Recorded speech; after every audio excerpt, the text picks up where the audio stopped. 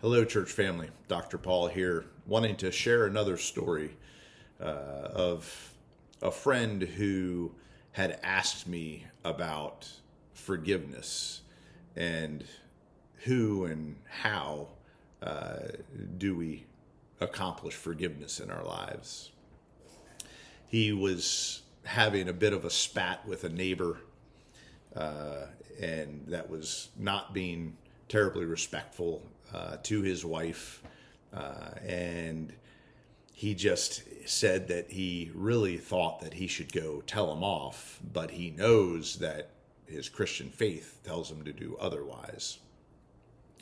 And so he asked me, like, what am I supposed to do? Am I supposed to just wave at him and smile at him?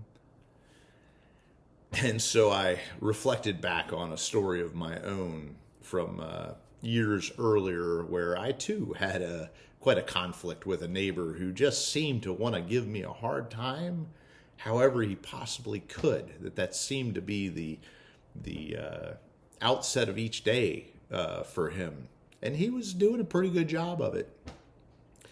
Well, it turns out that, I would take my girls to school each morning, and the road that we would drive down on our way to school, this neighbor would so often be walking the other way on his morning walk. And so as we would pass by him rather slowly, I would take my hand and I would wave. But my hand, my daughter pointed out, she looked to me and said, "Daddy, he can't see you waving at him," because my hand was below the dashboard. And I looked to my daughter and I said, "Darling, I know he can't, but I keep trying to get the hand higher every day." So as we laughed about that reality and what we're called to do as Christian brothers to those who cause us trouble, always remembering that if someone else is causing us trouble, we should look at what we're doing to them, how they see our interactions as well. But the truth of our humanity is that forgiveness is very, very hard. To pray for your neighbor and to love your enemies as we're called to do by Jesus in the fullness of the Christian message is not an easy ask of us.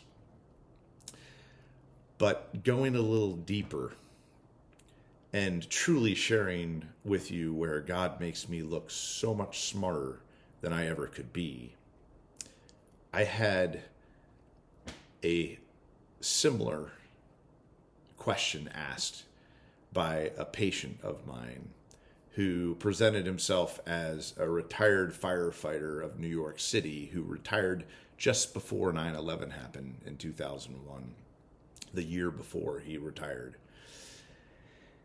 He came upon that scene the day later where you could see the anguish in his face. He said, "Doc, if this chair were in that area," he said, "there would be ashes, 6 inches high on this armrest. And those ashes would consist of concrete from the burnt building, bones from the burnt people, the firefighters, the innocent victims."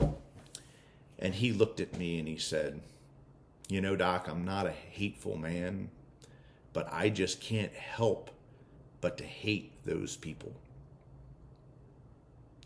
Now, I didn't clarify whether he was talking about just those people who perpetrated the act or the religious fanatics or the entirety of the Islamic religion altogether. But nonetheless, God inspired me in that moment to look lovingly at that man who was a good person suffering with this reality of his brothers, his fellow firefighting family and brothers having been killed on that horrible day. I looked into his eyes and I said, "Well, I've got good news and I've got bad news for you." I said, I'm going to start with the bad news, and that is that if you don't try to find forgiveness for those people, you're putting yourself at risk to spend all of eternity with them. Because I assure you, there's no one that will be in heaven that has any unforgiveness in their heart, any hatred, any sinfulness within them. But I said, I've got good news for you. I said to him, you don't even have to accomplish that forgiveness in your lifetime. I said, all you have to do is every day you need to look to God and beg him for the grace, for the strength to just try.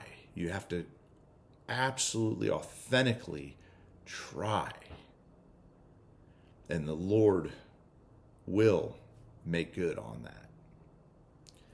So once again, talking about the very difficult realities that the fullness of the Christian message taught to us by Jesus, one in being, begotten of God himself, Father, Son, and Holy Spirit, in order to guide us to not only believe in him, but to act in loving of him, ourselves, and to love our neighbors, especially our enemies.